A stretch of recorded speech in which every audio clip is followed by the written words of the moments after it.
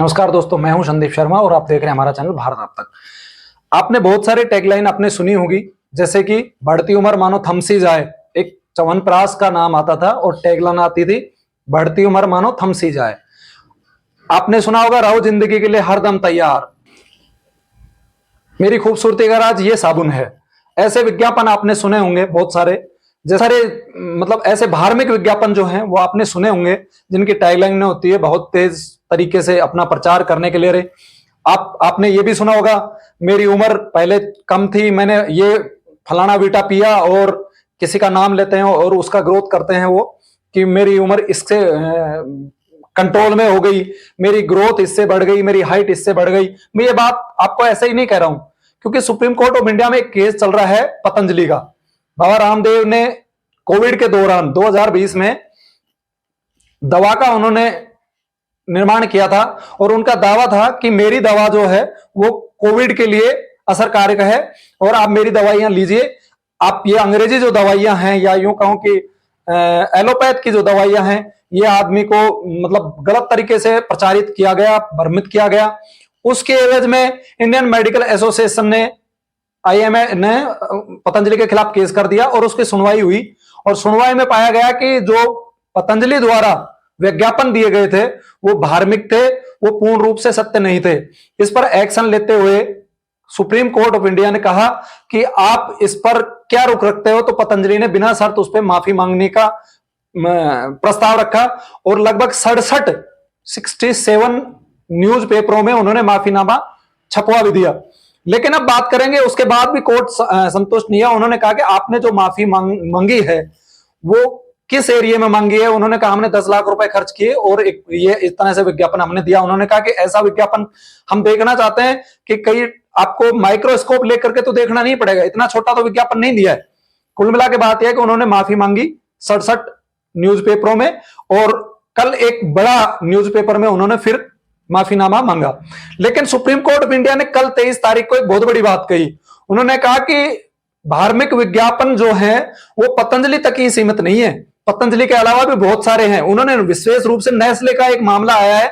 Nestle company baby food बनाती है और उसमें चीनी की मात्रा अधिक की रिपोर्ट आई है कि बेबी फूड जो है नेस्ले का, उसमें चीनी की मात्रा अधिक है। तो उस पर में कोर्ट ने सख्त रुख अपनाया है। जस्टिस हिमा कोहली जो है, उन्होंने धार्मिक विज्ञापन के बारे में पतंजलि तक ही सीमित नहीं रहा है। उन्होंने कहा कि एफएमसीजी कंपनी जितनी भी है फूड मार्केट में, उनके जो भी धार्मिक विज्ञापन है उस पर भी हमारी निगाह है। हम अकेले पतंजलि को टारगेट नहीं कर सकते, क्योंकि आपने भी देखा होगा काफी दिन से ना ये एक सोशल मीडिया पे ट्रेंड चल रहा था कि पतंजलि ने ही क्या धार्मिक विज्ञापन दिए। क्या आप बहुत सारी कंपनियों के नाम चल रहे थे कि हाइट बढ़ाने के लिए ये बीटा पियो, और बच्चों के लिए ये पियो, औरतों की कमजोरी के लिए ये पियो, मर्दों की कमजोरी के लिए पियो। तो क्या उनसे सारे से फायदा होता है पीने से या उनका उपयोग करने से? तो सुप्रीम कोर्ट इंडिया ने कहा कि हम पतंजलि तक ही सीमित नहीं है, हमारा ध्यान सभी एफएमसीजी कंपनियां जो हैं वो ये दावा जो करती हैं उन पे सब पे है। और उस मामले में उन्होंने सख्त रुख अपनाते हुए भारत सरकार से भी पूछा है कि आप इस मामले में क्या कर रहे हो, इससे जुड़ी हुई जो लाइसेंस जारी करती हैं वो संस्थाएं क्या कर रही हैं, क्योंकि ये मामला जो है पूरा का पूरा शिशुओं से, बच्चों से और बूढ़ों बुजुर्गों से जुड़ा हुआ है और इसको हम बिल्कुल भी हल्के में नहीं ले सकते। जस्टिस हिमा कोहली ने कहा कि केंद्र के वकील से भी कि आप ये कह करके हमने राज्य सरकार को इसके बारे में अवगत करा दिया था और आप कंधे उचका करके ये बातें नहीं कर सकते, आपकी जिम्मेदारी है, आपको ये सारी चीजें बतानी पड़ेगी और इस पर सख्त कार्रवाई करनी पड़ेगी। कोर्ट ने यह भी कहा कि आप स्पष्टीकरण दीजिए कि आपको जो पत्र आयुष विभाग ने 2023 में, अगस्त 2023 में जो जारी किया गया था आयुष डिपार्टमेंट द्वारा, उस पर आपने क्या कार्रवाई की। कहीं ना कहीं आयुष विभाग ने एक पत्र लिखा केंद्र सरकार को कि आप इस मामले में एक्शन लीजिए, और उस पर एक्शन हुआ कि नहीं हुआ इसके बारे में कोर्ट ने उनसे पूछा है कि आप हमें बताइए कि आपने इस पर क्या रुख अपनाया है।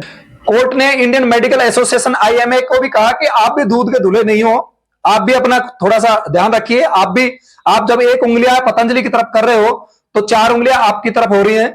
आप भी, आपके लोगों से मतलब था कि डॉक्टर जो है महंगा इलाज लिख रहे हैं और कहीं ना कहीं जो ये धार्मिक प्रचार जो कर रहे हैं कंपनियां, उनका समर्थन भी आपके लोग कर रहे हैं। डॉक्टर साहब, आप भी अपना घर सुधारिए और आप ये मत सोचिए कि हम पतंजलि तक ही ये बात कर रहे हैं, पतंजलि के अलावा भी बहुत सारे विज्ञापन जो है धार्मिक आ रहे हैं।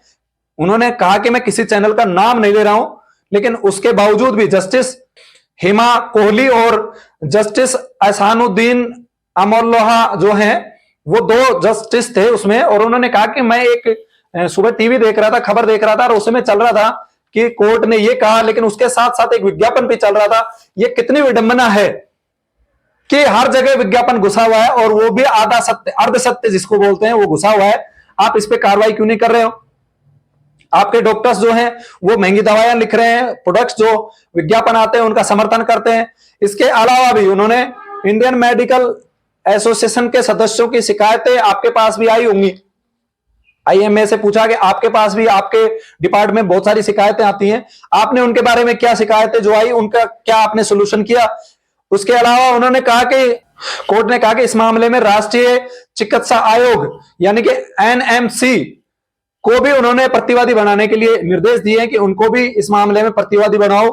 और कोर्ट ने कहा कि उपभोक्ताओं के मामले 3 जो एजेंसियां हैं हमारे, सूचना एवं प्रसारण मंत्रालय, सूचना एवं प्रौद्योगिकी मंत्रालय और उपभोक्ता मामलों के जो मंच हैं, उनसे भी उन्होंने, मंत्रालय से भी इस बारे में बात आदेशित किया है कि आपने कानून का दुरुपयोग रोकने के लिए आपने भी इस मामले में क्या कदम उठाए। इस तरह से कोर्ट ने, आप देखोगे तो निश्चित रूप से उपभोक्ताओं के मामले को एक अच्छे से उठाया है और उनको इंकित किया है कि भारत में जो विज्ञापन आ रहे हैं तरह तरह के, क्या पतंजलि अकेला थोड़ी है जो धार्मिक प्रचार कर रहा है? जितनी भी कंपनियां हैं, नेस्ले का नाम उन्होंने लिया है कि नेस्ले के बेबी फूड में ये चीनी की मात्रा अधिक होने के मामले में भी हमारे पास शिकायतें आई हैं। बहुत सारी कंपनियां हैं जो इसका प्रचार करके दुरुपयोग कर रही हैं, उपभोक्ताओं को ठगने का काम कर रही हैं, और उन सब पर रोक लगाने के लिए कि कोई भी व्यक्ति धार्मिक प्रचार ना करे, सुप्रीम कोर्ट ने कड़ा एक्शन लिया है। आप इस बारे में क्या सोच रहे हैं कि समस्त कंपनियों पर जो प्रचार प्रसारित कर रही हैं अपना, उन पर कहीं ना कहीं रोक लगनी चाहिए कि नहीं लगनी चाहिए? आप इस बारे में क्या सोचते हो? भोले जो मासूम उपभोक्ता हैं भारतीय, उनको ठगने का काम कर रहे हैं, क्या इन पे सख्त कार्रवाई होनी चाहिए कि नहीं होनी चाहिए? आप अपने कमेंट बॉक्स में जरूर लिखिए। तब तक के लिए जय हिंद।